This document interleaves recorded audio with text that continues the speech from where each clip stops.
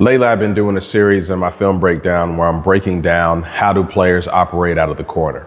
And I think right now in grassroots basketball, there are a lot of parents who aren't understanding how to make the most out of being in the corner for their kid playing in the corner. And what I mean by that is I hear a lot of parents say stuff like, my kid just stands in the corner. You know, this coach doesn't know what he's doing. He never gets the ball. He never gets to touch the ball. There's a lot of factors to that. So the first one I'm going to break down is I'm going to break down the factor of having the main ball handler on the floor is not your kid, but the main ball handler on the floor has the ability to drive, pass, and shoot. Meaning that the kid is a pretty good passer. He can read the defense. He can drive and kick. He can score the ball. He can shoot the ball. So when you play with somebody like that, then you can weaponize the corner. Now, if you're playing with guys who can't pass and shoot and dribble, then you just might not ever get the ball in the corner too much. Let's just say a team is playing a 4-out. So we got the slots and we have the corners, right? So the spacing is a 4-out, one in, and they got another big who is on the opposite block away from the ball. And your kid is right now ball side corner with the main playmaker who can drive, kick, shoot, pass, and make plays. If he is on the side with the playmaker, if that person drives his side of the floor and the ball side corner defender who is guarding your kid comes over and help, then now the corner player, which is your kid, has possibilities that he or she can use in that corner. He has the option to catch and shoot. They have the option to cut to the basket once their actual defender comes up to help on that guard who's driven past his actual defender. They have the chance to rip and go into a one dribble pull up, a floater, or a layup. They have a lot of different abilities to play out of the corner to now not just stand there the whole time. You have to know how to operate in the corner. When you play in the corner, you can't just give the ball to somebody in the corner and say isolate and go to work, because they already have two defenders around them who are not actual people. It's first the sideline and then also the baseline. So it's a limited area of real estate. So you have to know how to play out of there. You got to make quick decisions in the corner. The good thing is you can score out of the corner, because a quick decision also is shooting the ball if you have the space. And then you can also attack off balance closeout with drives to the corner. So it gives you opportunities, but instead of complaining about my kid is in the corner, why not have them learn how to play out of the corner and how to problem solve at the corner? Because in the NBA, there's players who get paid millions of dollars to sit in the corner and knock down threes or back cut or just play off of the main playmaker. And so you want to make sure that your kid understands a role. So I think sometimes everybody wants their kid to be the star, right? They want them to be the ball handler, the playmaker, the scorer, the person who has the ball in their hands all the time. You got to understand that on each team, there may be one or two guys who get to have the ball in their hands a lot. So if your kid happens to be one of the guys who doesn't have it a lot, they need to learn how to play without the ball in their hands. If you played on a team and the team consisted of Steve Nash and Devin Booker, and Devin Booker likes to play out of ball screens a lot in Phoenix. You know, they don't really have a true traditional point guard there. So he's kind of the like point guard, playmaker, scorer. Well, if you have Steve Nash and Booker, you're probably going to put Booker off the ball to score, and you're going to put Steve Nash on the ball to play, make and play out of ball screens more than Booker would play out of ball screens. It's not because Booker can't play out of ball screens, but Steve Nash is more dynamic in the ball screen as a shooter, scorer, playmaker for everybody.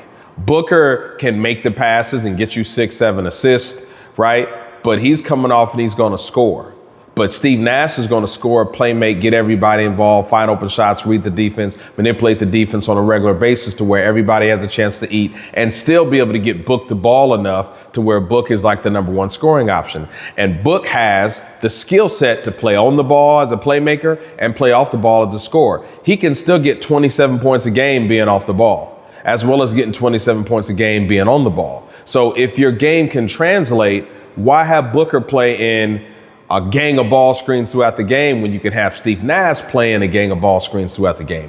It doesn't mean Booker doesn't play in ball screens, but it's fine to have him off the ball, playing off of pin downs, being able to catch and shoot, playing off of Steve Nash from time to time, because Steve is really good at making other people off the ball get great looks. So you might be on a team to where my son is like a Devin Booker type player. He has that game. He can score. He can play out of ball screens, but you have a higher level ball screen player that impacts winning in a different way than what your kid does. If Kobe's on your team and you have Steve Nash, who's going to play in more ball screens? It's going to be Steve Nash. He's better in ball screens overall. So you put him in more ball screens. If you have Steve Nash and Kevin Durant on the same team, who's going to play in more ball screens? Steve Nash. It doesn't mean that Kevin Durant and Kobe Bryant don't play out of ball screens. It don't mean that at all. But what it does mean is that, well, Kevin Durant can ISO and score. So can Steve Nash, but Steve Nash is not going to catch at the pinch post or the elbow and the wing and just ISO and get a step back and score all the time. Can he do it? Yes. Can he probably do it at a higher diet and a higher rate than Kevin Durant and Kobe Bryant? No. Kevin Durant, Kobe Bryant, Devin Booker do that better than him.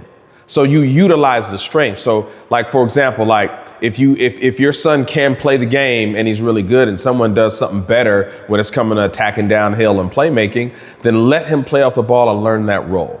So for example, my son, he's a point guard and he plays off the ball sometimes depending on the personnel on his team. And what I liked out of it was that he's able to now make reads, cut, space the floor, know where to be, know how to see the actual swing pass ahead of the time, and knowing how to get off his shots without having the ball in his hands, and being able to secondary play make without having the ball in his hands. But I always say to my son, I want him to be prepared to be off the ball, because what if you're playing with the Luka, who you know is going to have the ball all the time? What if you're playing with a prime James Harden, who you know is going to have the ball all the time? What if you're playing with the Steve Nash, who you know is going to have the ball all the time? What if you're playing with the LeBron James, especially a peak LeBron James, who you know is going to have the ball all the time? You have to be able to operate off the ball. And so if you don't understand how to play off the ball, as opposed to just my son don't have the ball, that got him in the corner, then he's never going to be able to play with a great, fantastic all-world player if your kid makes it to that level. A lot of these players who make it to the NBA, they're great players. And then all of a sudden they have to funnel their games because there's other players who are greater than them. So you have to know how to operate with other people and how to be a really good adaptable player. Just to give a great example, Kyrie Irving had the ball in his hands in Cleveland before LeBron got there. Kyrie was the playmaker. Kyrie was a scorer. Kyrie played out a whole bunch of ball screens. Kyrie was a shot creator. Everything ran through him. He was the offensive hub. When LeBron got there, the offensive hub became LeBron now. So now Kyrie, who had the ball the whole time, who basically was able to ISO a lot and make all the plays, now he had to concede a little bit to LeBron because LeBron is a better offensive hub than what Kyrie is. Kyrie's probably the better just straight scorer and bucket getter and like the more skilled player. But once again, his game could play off the ball because he understood it and he could shoot. He could still come off a pin down and get the ball. They can go zoom action. They could do a whole bunch of stuff. He could do all of that. Plus, he could still ISO and make his plays. So he had to sacrifice a part of his game that he had before when LeBron was there. But he looked like a stud playing alongside LeBron because his game fit alongside LeBron and he could play off the ball and still be dynamic. Some people can only score with the ball in their hands. And so you need to take the opportunity as a parent, if your kid's playing in the corner, can my son or daughter score off the ball? What if your kid's a driver and now for 2 years they got to play off the ball and you get to see them learn and get better at shooting off the ball and now develop that skill set at a younger age instead of being a driver their whole career, and now they're 25 years old and they're in the WNBA and NBA and now all of a sudden they got to play off the ball because their teammate is Luka, and now they're kind of neutralized because they never learned how to shoot the ball. They're just downhill. They never learned how to cut off the ball because they always had the ball. So now it's kind of hard to play them. Right? So you want to look at how can I give my kid the most amount of skill sets possible, period. And if your kid's playing off the ball in the corner, they can add another skill set. And once again, like I said, there's people who get paid millions of dollars to sit in the corner and knock down threes and cut and play off of a main dynamic playmaker. So don't look at the corner as someone where they're just putting your kid at. And you also have to understand why your son is in the corner. Can your son shoot on a regular basis? Because in grassroots, they're going to put your son in the corner for different reasons. One, he can catch and shoot very well, so he's in the corner. All right, he spaces the floor. He doesn't need the ball. He can catch and shoot. Two, he can't shoot, so they're just putting him there because we don't want him touching the ball much. Can't shoot, can't dribble, can't create. Or three, he can shoot and dribble and create. We just have guys who can do it better than him.